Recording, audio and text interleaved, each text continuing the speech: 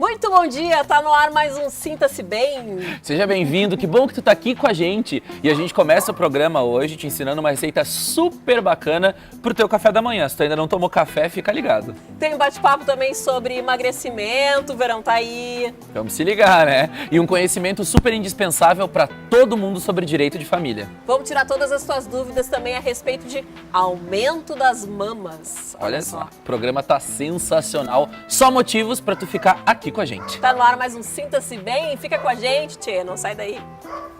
Não se admire se um dia um beija-flor invadir a porta da tua casa, te der um beijo e partir. Fui eu que mandei o beijo, que é pra matar meu desejo. Faz tempo que eu não te vejo, ai que saudade doce.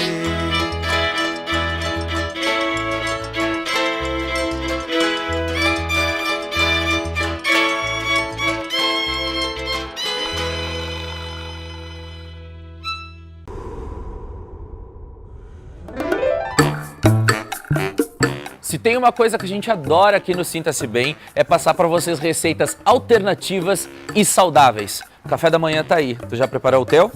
Ainda não? Então vem com a gente que a Marcinha Unfer vai te passar mais uma das receitas maravilhosas dela.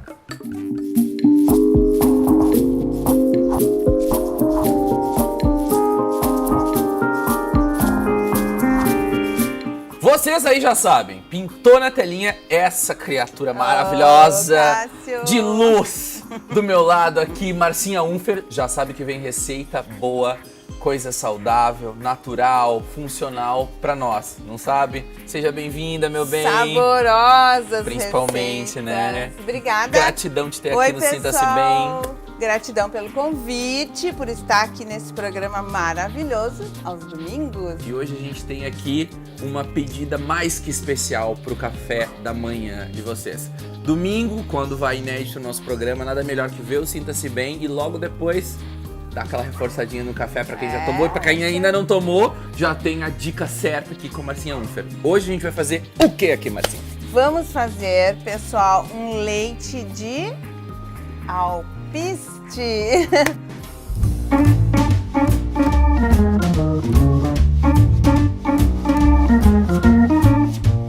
Pois é, gente, o alpiste é riquíssimo em fibras, é diurético, antioxidante, auxilia a limpar nossas veias e artérias, ou seja, bom para o coração. Tudo de bom, um alimento funcional, incrível, econômico, à disposição de todas as famílias e muito saboroso e fácil como todas as nossas receitas, né, Que Cássio? é tudo muito tranquilo de fazer. Eu tô enxergando damasco, eu tô enxergando uva passa, tô enxergando nibs de cacau aqui em cima da mesa, então eu tô ansioso. Bom, nossa receita vai ficar super antioxidante. Eu tô ansioso, porque tem um monte de coisa então, boa aqui. vamos lá, Cássio. Vamos o lá. que a gente vai precisar? Uma xícara de alpiste sim, lá na prateleira dos passarinhos, na agropecuária. Uma xícara de alpiste que a gente deixou já de molho, tá, pessoal? Hidratando. Aqui eu já hidratei em água, já tirei a água aqui. Então ele ficou 12 horas nadando aqui, acordando na nossa piscininha. Retiramos a água da hidratação e... Bora colocar isso aqui no líquido, então. Nosso especialista no liquidificador, Cássio. O cara do liquidificador. Cara do liquidificador. É isso aí. Aproveitar bem o sementinha, alpiste, né? Aproveita bem, Não dá pra sementinha hidratada, ok? Só isso, tá ótimo, Cássio. Sou gringo, sou criado na serra, tem que botar tudo pra não desperdiçar. Bota tudo. Isso aí. Vamos lá. Sustentabilidade. A água, o dobro, 2 xícaras ou mais uma xícara. Tá na fanpage. Pra Receita hidratar, a direitinho. gente usa uma xícara de cada. Não, pra foi uma boa dois. pergunta, Cássia. A gente sempre põe a água a mais do que a quantidade do que a gente vai hidratar, porque com a hidratação ele cresce, ele incha. Sim, então, entendi. Pra ficar boiando ainda nadando, precisa ter mais água, né? Perfeito. Ok? Quantidades lá na fanpage direitinho. Olha, gente, pra vocês terem uma tampinha. ideia, deu assim, entre alpiste e água, 500 ml é o total aqui no liquidificador. Vamos lá. Batemos. Vamos lá. Pro shake agora. Lá, lá, lá, lá, lá.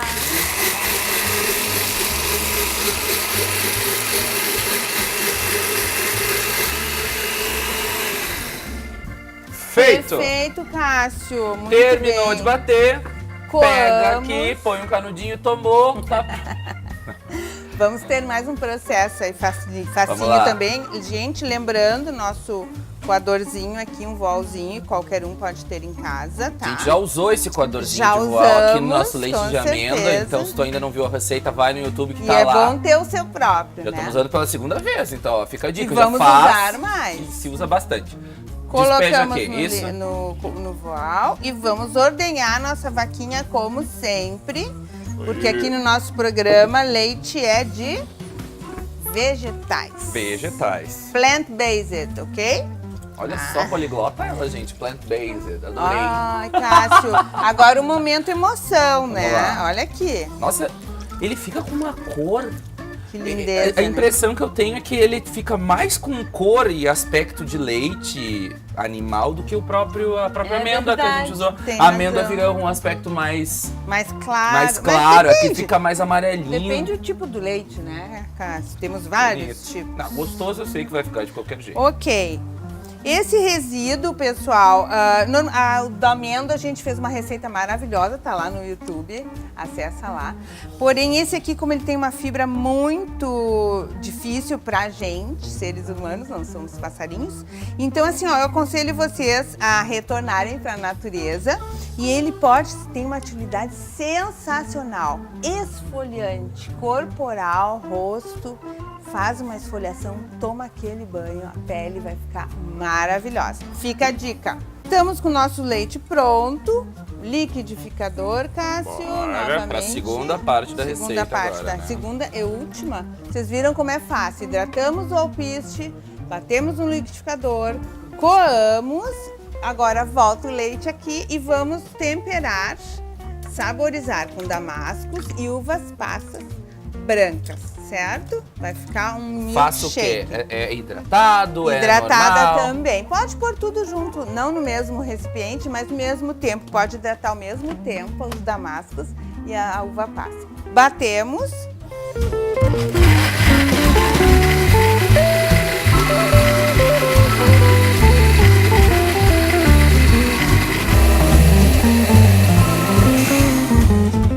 E deu! E era isso, era batemos, isso. ficou cremoso, Nossa. maravilhoso. Olha o creme, aroma, como todas as nossas receitas. Olha, meu Deus, que cor, que sabor, claro, né? Mais sabor, mais lindeza e mais nutrição. Aqui vão os nibs de cacau, ok, gente? É isso aí. Olha que coisa! Cássio, vai ser provador oficial. Sabe o que eu vou fazer? A gente vai cortar antes de eu provar, que eu não quero fazer tanta vontade pro pessoal de casa assim. Não dá tanta água na boca, Vou então provar faça aqui aí, em off. gente. Não esquece de fazer a receita e quando fizer, tira aquela fotinha e posta marcando o Sinta-se Bem, posta com a nossa hashtag que a gente vai comentar Estamos lá. aguardando Sempre. vocês. Bom apetite, Bom pessoal. apetite.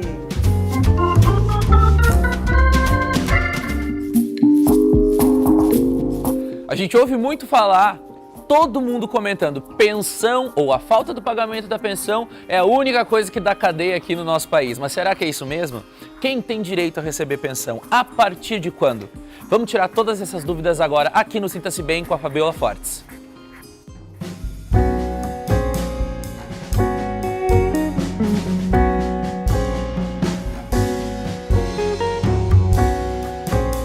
E aí, gente, mais um episódio de Direito de Família aqui no Sinta-se Bem, aquele conteúdo que todo mundo precisa estar sempre ligado, porque se não vai precisar para si, com certeza vai precisar para alguém muito próximo, em muito pouco tempo. E aquela coisa, né? Conhecimento nunca é demais, a gente tem que estar sempre bem informado. E hoje a gente vai conversar com vocês aqui sobre 5 coisas indispensáveis que vocês precisam saber sobre pensão. Tem um monte de dúvidas, sempre acontece, prende, não prende, pagou, não pagou. Vamos esclarecer tudo isso. E para isso, eu tô aqui com a doutora Fabiola, maravilhosa em explicar nas entrelinhas as coisas como tem que ser, para que todo mundo entenda claramente e não haja mais dúvida. Fabiola, obrigado pela tua presença. Obrigada. Sempre bom estar aqui contigo. esclarecendo essas dúvidas para as pessoas. Vamos fazer um ping-pong aí para a galera entender melhor sobre pensão hoje, né? Pensão, que também a gente chama no direito de alimentos, Verba alimentar. verba alimentar, São todos sinônimos. tudo isso que engloba. Então Isso. hoje a gente vai esclarecer.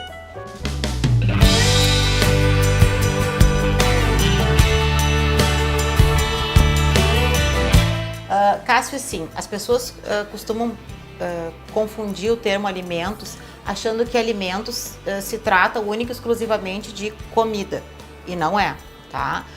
Alimentos engloba educação, moradia, saúde, vestuário, a alimentação em si, a própria comida, né? Mas são todas aquelas despesas que são inerentes para a sobrevivência da pessoa, né?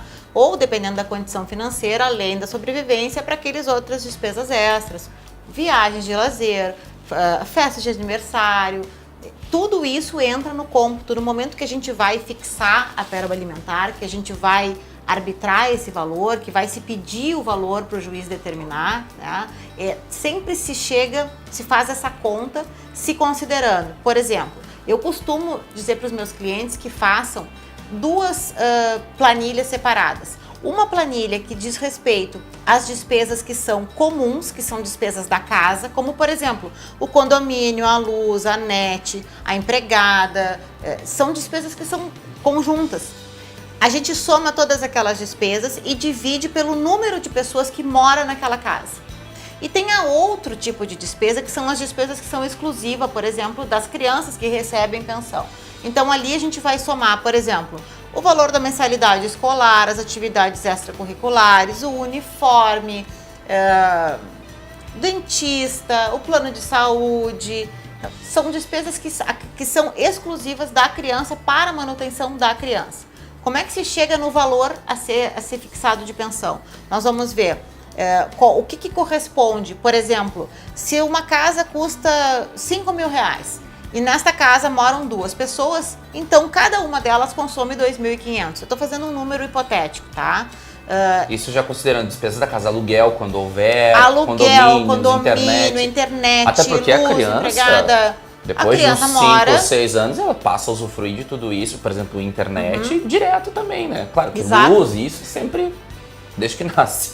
Claro, e além disso, além dessas despesas todas, por exemplo, o IPTU, o seguro do carro, a gasolina, porque, por exemplo, a gasolina que tu gasta para deslocar, para levar teu filho no colégio, na natação, em qualquer atividade, isso também a gente tem como fazer esse cômputo para mensurar esse tipo de despesa, para que este percentual que é respeitante à criança entre no cômputo da pensão. Separamos então esta planilha. Na segunda planilha, que são as despesas exclusivas da criança, nós vamos somar e ver o que aquela criança gasta. O colégio, a saúde, enfim, somamos. Bom, aí a gente tem que ver o que aquele pai ganha e o que aquela mãe ganha. Porque os pais, as pessoas também equivocadamente pensam que as despesas dos filhos têm que ser divididas 50-50. Não é meio a meio. A pensão é sempre fixada na proporção da renda daquele que está pagando aquela verba alimentar.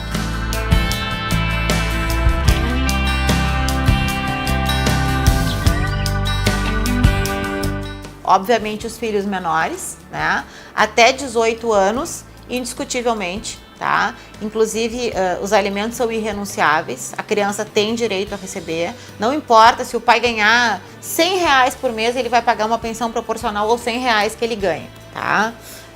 A partir dos 18 anos, o filho tem direito a receber alimentos normalmente até os 24 anos, que é aquela fase de formação em graduação em curso superior. Então, se o filho, após os 18 anos, estiver estudando, estiver fazendo um curso superior, estiver fazendo um cursinho, enfim, estivesse promovendo a sua formação intelectual, ele tem direito a permanecer recebendo a pensão, tá?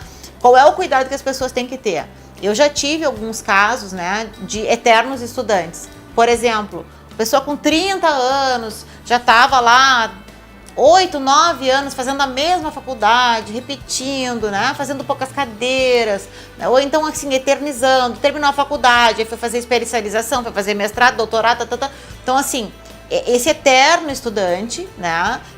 Se for uma pensão que o pai queira discutir, ele pode. tá? Porque a partir do momento que a formação, que o curso superior está completo, o mestrado, a especialização, o doutorado, ele é um plus, né? Ele é um extra. Então, este extra, ele é discutível se vai se manter essa pensão ou não.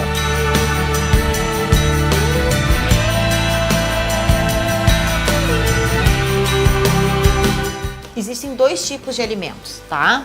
Os alimentos que nós chamamos in natura, que são os alimentos que são providos, por exemplo, através do pagamento de contas diretas, e os alimentos em espécie, que é aquele valor em dinheiro que se alcança pro credor ou se deposita em conta. Então, por exemplo, nós podemos, e é bastante usual, né, principalmente em acordos de divórcio, que os pais formulem da seguinte situação: olha, o pai vai pagar a mensalidade escolar, a mensalidade do plano de saúde, o curso de inglês e estender mais X reais depositados em conta para atender aquelas despesas da criança relativas à moradia, alimentação, as despesas do dia a dia. Então, também se pode fixar um valor somente em espécie ou um valor somente através do pagamento de contas. Se for determinado judicialmente, normalmente o valor fixado é um valor em espécie. Tá? Para que essa pensão seja parte em pagamento de contas e parte em dinheiro, em espécie, normalmente isso acontece quando há um acordo, um ajuste entre os pais nesse sentido.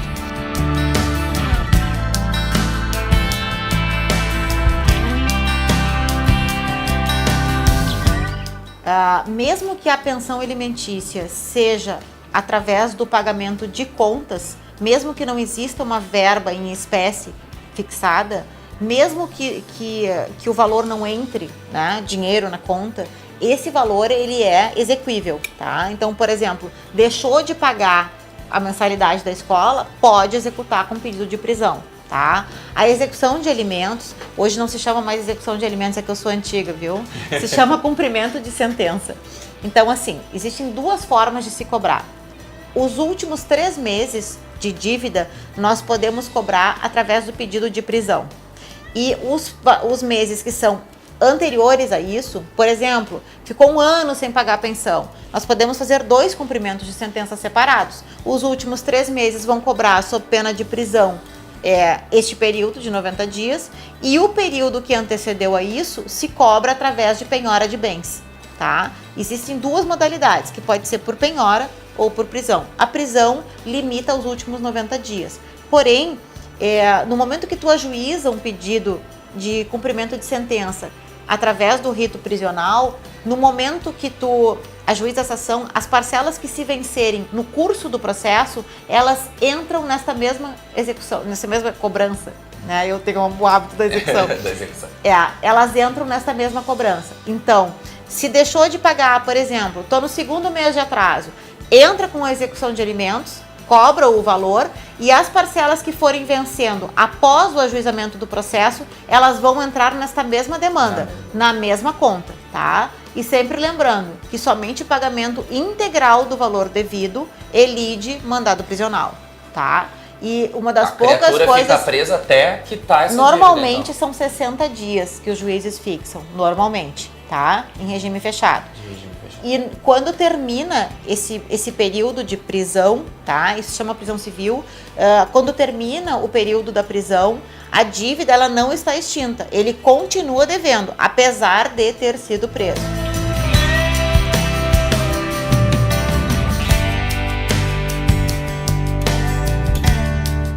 Isso se chamam alimentos gravídicos, tá? Então, por exemplo, tem uma mulher que está grávida de 5 meses, tá? Aí acabou se separando do marido e o marido foi embora e não paga pensão, não paga nada.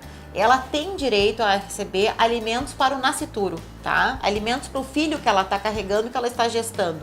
Então, se o pai, né, o pagador da pensão, for, por exemplo, um funcionário, um vínculo de emprego, um salário fixo, vai ser estabelecido um percentual em cima do ganho líquido dele. O ganho líquido nada mais é do que o rendimento total, o rendimento bruto, descontado o imposto de renda e o INSS. Somente esses 2 apontamentos é que pode se descontar para se chegar a um rendimento líquido para cobrar o percentual. Fixação da pensão alimentícia, para se chegar neste percentual.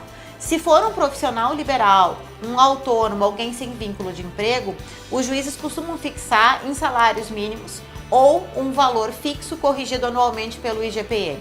Perfeito, tenho certeza que hoje todo mundo saiu daqui PhD em pensão. Doutora, muito obrigado pela presença no Sinta-se Bem e fica com a gente, não esquece de compartilhar o vídeo e mandar suas perguntas aqui, sempre sugestões de pautas sobre direito de família e sobre outros assuntos aqui no Sinta-se Bem. Até mais!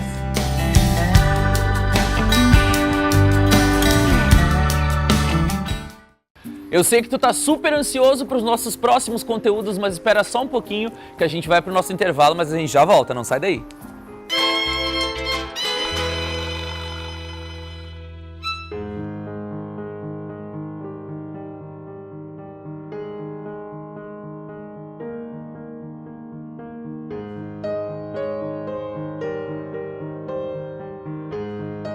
Eu me lembro como se fosse hoje, na época que eu prestei vestibular para a PUC. Final de 99, início dos anos 2000. Na época, a gente tinha notícia de que tinha sido aprovado ou não através dos jornais, através da rádio. A internet ainda não era muito difundida. Eu me lembro que eu estava andando na rua e uma amiga passou para mim e disse: "Parabéns, Claudinha, viu teu nome lá na lista dos aprovados", e eu nem sabia. Eu fiquei tão feliz com a notícia, porque ela sabia antes do que eu cheguei em casa correndo e disse: "Mãe, pai, finalmente vou conseguir prestar e fazer uma faculdade que eu tanto sonho desde pequena, que é o jornalismo, numa universidade que eu já frequentava". Porque eu sempre andava pelos corredores da Famecos, isso há alguns anos antes de eu prestar vestibular, porque a minha irmã já fazia o curso de comunicação social, relações públicas lá na Famecos. Então eu andava pelos corredores e eu ficava me imaginando estudando naquela universidade. Eu realizei esse sonho no início dos anos, em julho de 2000, e fiquei fascinada pela universidade. Dentro da PUC eu encontrei muito mais do que apenas conhecimento em relação ao jornalismo. Eu me senti realmente abraçada na Famecos. Os professores agregavam, aí eu me desafiei, principalmente na cadeira de televisão, em que eu sonhava, mas eu ficava gelada na frente das câmeras. Lá eu fui desafiada também no curso de rádio. Então eu cresci muito nesses 4 anos e meio que eu estudei na Famecos. E além de conhecimento, eu tive a prática, né? As aulas práticas que me ajudaram muito e me ajudam até hoje na minha profissão. E eu encontrei amigos. Eu fiz laços de amizade que eu levo para a minha vida ainda e que só se ficaram mais fortes, né, ao longo dos anos. Eu tenho ainda muita saudade, sempre que eu posso, eu volto para a PUC para tomar o cappuccino do bar. Enfim, é um saudosismo gostoso que eu sinto da universidade. E ainda pretendo e vou concluir esse sonho de fazer um mestrado, uma especialização dentro da PUC. PUC, seja transformação.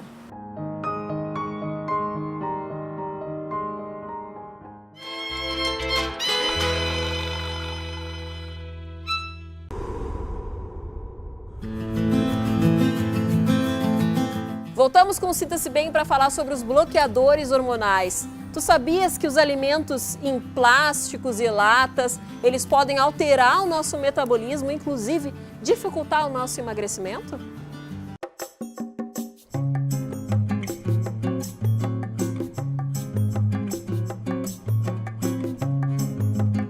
Que o corpo humano é uma máquina complexa, a gente já sabe, a gente escuta muito falar sobre isso.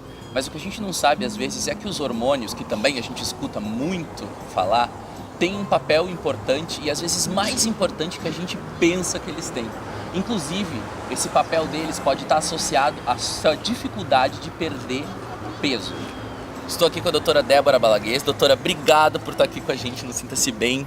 Eu que agradeço, Cássio. Sempre um prazer. E hoje a gente vai falar desse papo muito importante. Eu confesso para vocês que eu não sabia da importância disso, de equilíbrio hormonal e de bloqueadores hormonais, que é o que a gente vai falar hoje, até conhecer essa minha amiga inteligentíssima aqui que me explicou o quanto isso pode interferir. Claro, hoje o nosso papo aqui é emagrecimento, porque eu acho que é uma das coisas que mais acomete as pessoas. Mas o quanto é isso importante para o bom funcionamento do corpo como um todo. Sim, sim, com certeza.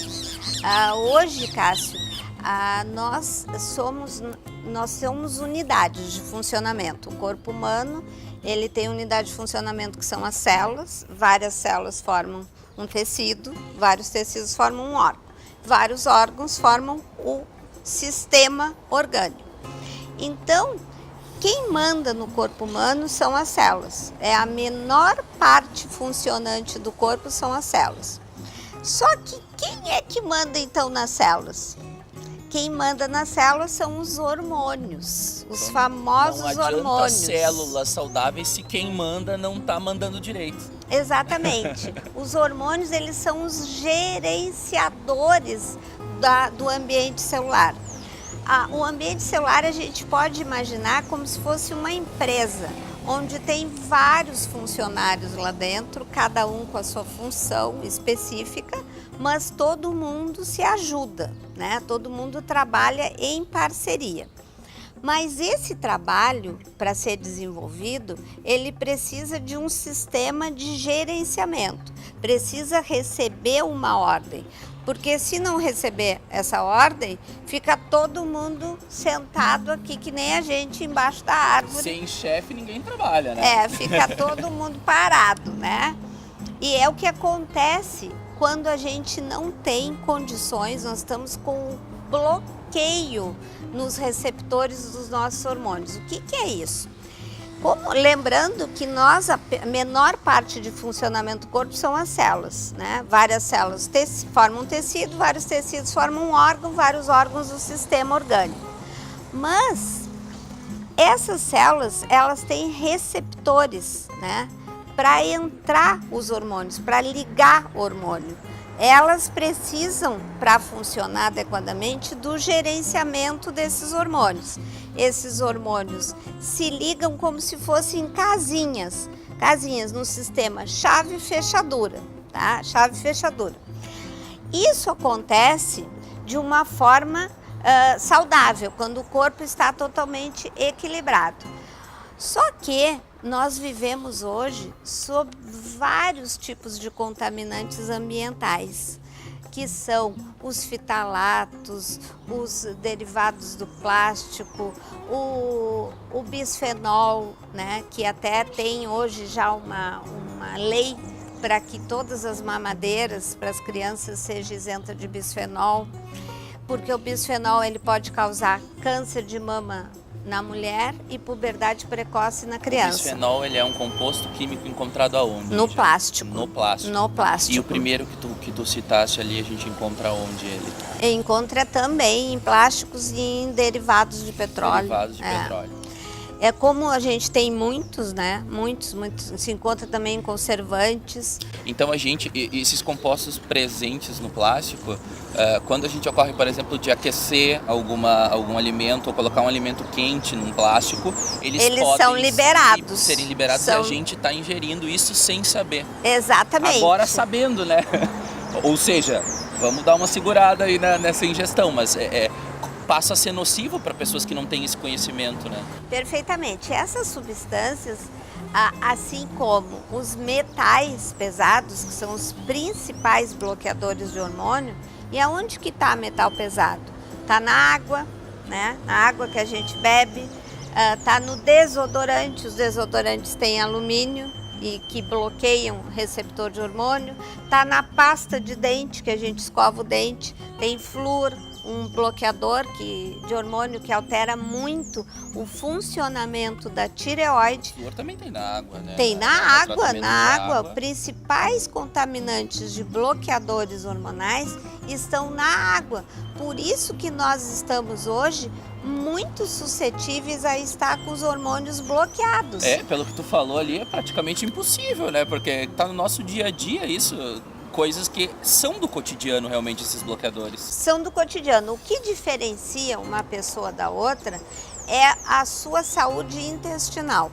Se o intestino estiver saudável, o intestino não só na forma excretória, mas a absorção e a secreção de hormônios, se o intestino estiver saudável, ele está completamente fechado. Então ele bloqueia a passagem de grande parte desses contaminantes para a corrente sanguínea. Ou seja, se meu intestino realmente está funcionando bem, de forma saudável, eu não absorvo. Ele é uma barreira. Esses bloqueadores. Ele é uma barreira. Nós temos outras vias de absorção, mas ali no intestino já se forma uma barreira muito importante. Como hoje existe um número muito grande, eu posso dizer que quase todas as pessoas, de alguma maneira, têm um desequilíbrio na flora intestinal por conta da alimentação com industrializados, corantes, acidulantes, conservantes. A maioria de nós tem uma barreira do intestino um pouco aberta. Isso faz com que a gente se contamine com mais facilidade com esses bloqueadores de hormônio e eles se grudam nos receptores e para sair dali, os nossos hormônios não conseguem entrar e aí nós precisamos fazer tratamentos que são chamados de detoxificação por troca iônica. Isso são feitos através de aparelhos, não dói nada. O paciente fica ali uns 30 minutos sentado numa cadeira, mas isso é um grande fator que faz, às vezes, as pessoas estão há muito tempo tentando emagrecer e não conseguem, porque tem o corpo com muita contaminação de bloqueador de hormônio. A gente busca sempre o emagrecimento, claro, muitas pessoas buscam em função da estética, em função de estar bem, da sua qualidade de vida. Mas é sempre importante a gente saber que a busca pelo emagrecimento, ela passa sim pelo ser saudável em primeiro lugar. Né? Com certeza. A gente tem que buscar ser equilibrado e saudável, não somente para emagrecer, para estar magro, mas a gente, como pôde ouvir da doutora Débora hoje aqui, isso está intimamente interligado com muitos outros distúrbios hormonais e doenças que podem causar a longo prazo. Por isso que é sempre bom se manter de forma saudável, se manter com um corpo em equilíbrio e buscando aí a melhor forma de estar bem. Com certeza. Doutora? Muito obrigado pelo nosso papo, pela tua presença aqui no Sinta-se Bem. E fica sempre ligado no Sinta-se Bem no nosso canal do YouTube, que ainda tem mais papo aí sobre vida saudável e emagrecimento com a doutora Débora.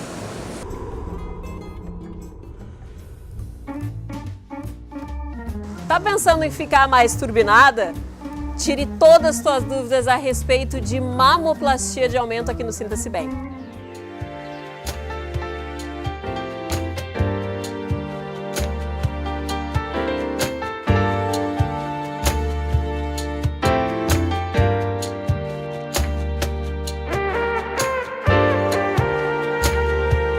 A mama é um símbolo de feminilidade. A aparência dos seios tem relação direta com a autoestima das mulheres. E para conversar a respeito da mamoplastia de aumento, as próteses de silicone, é com grande prazer que eu recebo e no Sinta-se Bem o cirurgião plástico Dr. Carlos Kuiven, que é um dos cirurgiões mais conhecidos aqui do Rio Grande do Sul, que teve a formação com o Dr. Ivo Pitangui. Seja bem-vindo aqui ao programa. Primeiramente, doutor, em relação à mamoplastia de aumento, né? A cirurgia de aumento da mama, hoje em dia tem a internet, o Google, as pessoas se informam, tem muitos mitos e verdades em relação a esse tema.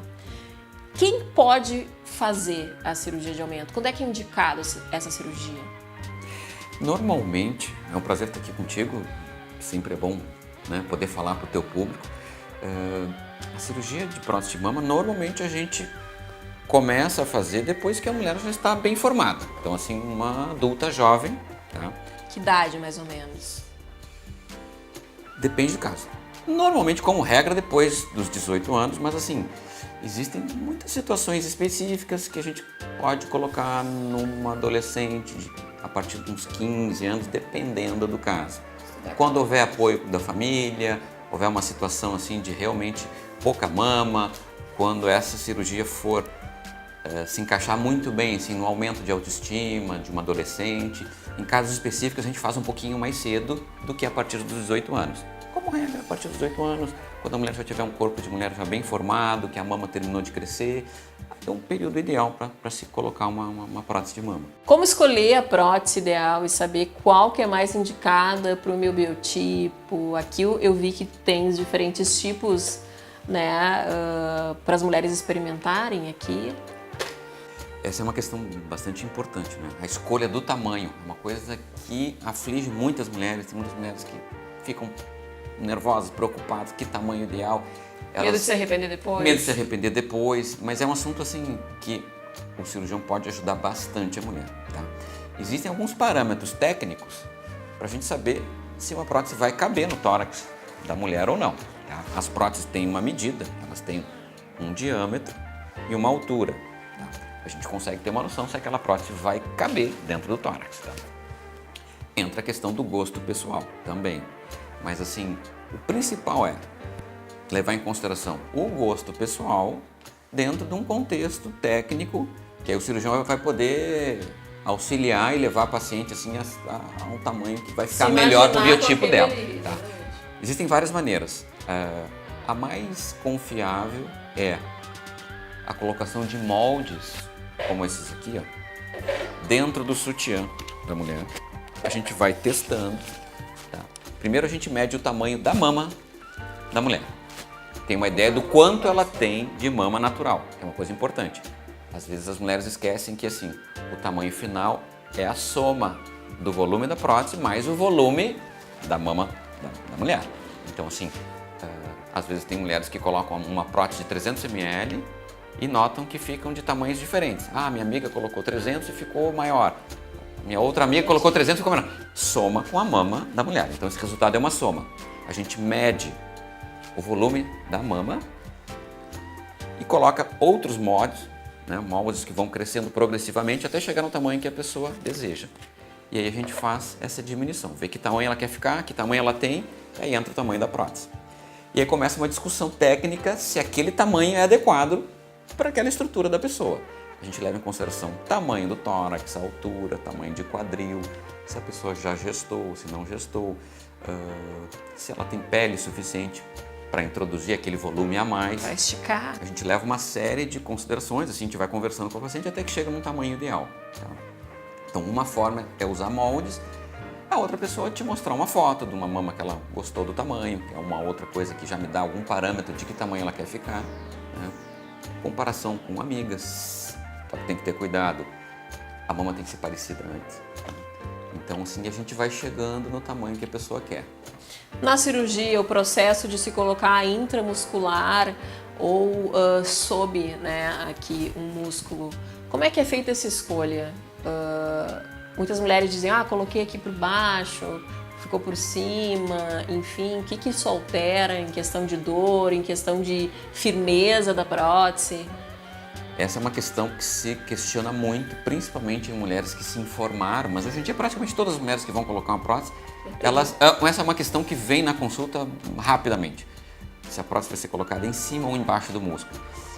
É uma questão bastante técnica, tá? A gente tenta pegar o que a pessoa tem de informação e inserir dentro do contexto daquele caso. A gente não tem como generalizar, porque se existem duas técnicas, é sinal que uma é melhor para um caso, outra é melhor para outro, tá? Então, assim, não existe assim, a colocação embaixo do músculo é sempre melhor, a colocação em cima do músculo é sempre melhor. São vários fatores. A presença de mama, maior ou menor, é uma coisa que influi, tá? Porque, assim, quanto mais mama natural tiver naquele conjunto prótese e mama, mais natural o resultado vai ficar. Porque, assim, existe um volume de mama natural que vai cobrir a prótese, então a prótese vai ficar menos aparente. Quando existe pouca mama, é uma situação que muitas vezes a gente opta em colocar a prótese embaixo do músculo para ter um revestimento muscular e a prótese ficar menos aparente. Então, assim, essa é uma questão que a naturalidade levou a se escolher uma colocação embaixo do músculo. Pessoas que têm uma flacidez maior ou menor pode influenciar. A colocação embaixo do músculo, ela tem uma tendência menor da mama ceder, porque o músculo é uma estrutura mais firme do que a pele. Então, assim, a gente leva vários parâmetros em consideração para escolher. Tem casos e casos, tá? Depende se a pessoa vai fazer algum procedimento a mais na mama, se é uma simples colocação de prótese, se a pessoa já engravidou ou não, isso é levado em consideração para ter o melhor resultado possível. Cicatriz pelo mamilo hoje em dia ou se faz aquela abaixo do seio, como é? Isso aí, assim, existe uma certa preferência de pacientes, tem pacientes que não querem uma cicatriz na mama, colocam pela axila, tá? Modifica um pouco a técnica, a gente explica para o paciente, mas basicamente são 3 opções.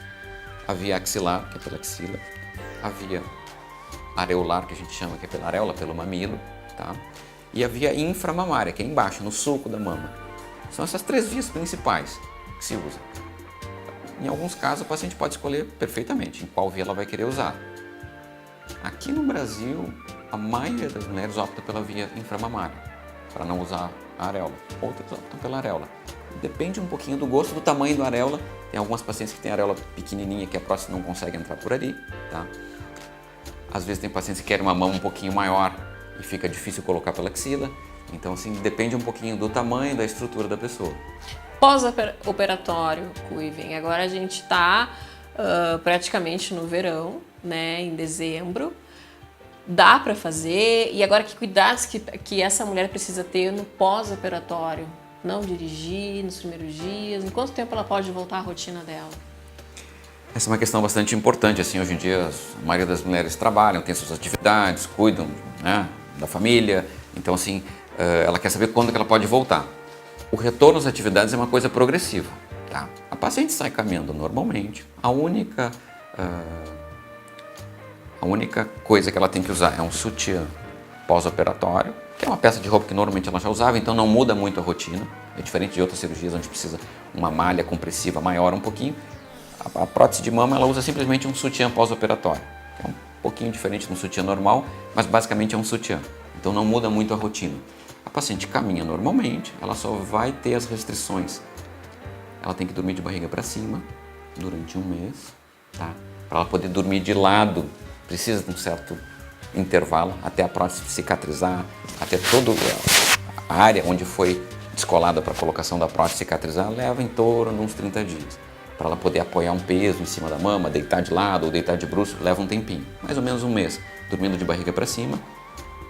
Vai evitar dirigir entre 20 e 30 dias também, tá?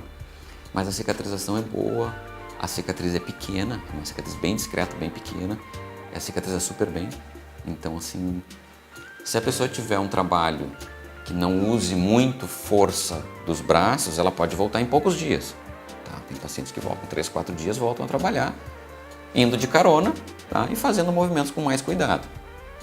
Então, assim, é uma cirurgia de recuperação relativamente rápida. Mas tem que tomar os seus devidos cuidados. Para encerrar, Kuiven, a troca da prótese é de quanto em quanto tempo e precisa dessa troca necessariamente ou não? Isso é uma questão também que muitos pacientes fazem. Se é necessário uma troca programada de tantos em tantos anos.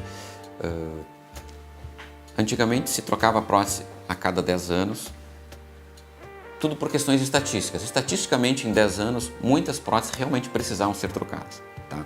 Havia um índice de contratura capsular, que é um endurecimento progressivo da prótese, num número bastante elevado. Então, assim, tudo em medicina que acontece num número bastante elevado, a gente acaba passando para todo mundo. Então, assim, se trocava a prótese de todas as mulheres. Hoje em dia, esse índice de contratura capsular é bem menor, tá? É bem baixo. Então, a gente troca somente quando acontece esse endurecimento progressivo das próteses. Então, assim, não é uma troca rotineira. A paciente pode ficar com essas próteses durante bastante tempo, talvez durante toda a vida. A gente vai fazendo avaliações anuais junto com a ginecologista, com o mastologista e vai decidindo caso a caso qual é a paciente que tem que trocar. A imensa maioria vai ficar muito tempo com as próteses sem uma necessidade de troca. Dr. Kuiven, muito obrigada pelo esclarecimento. O prazer foi meu.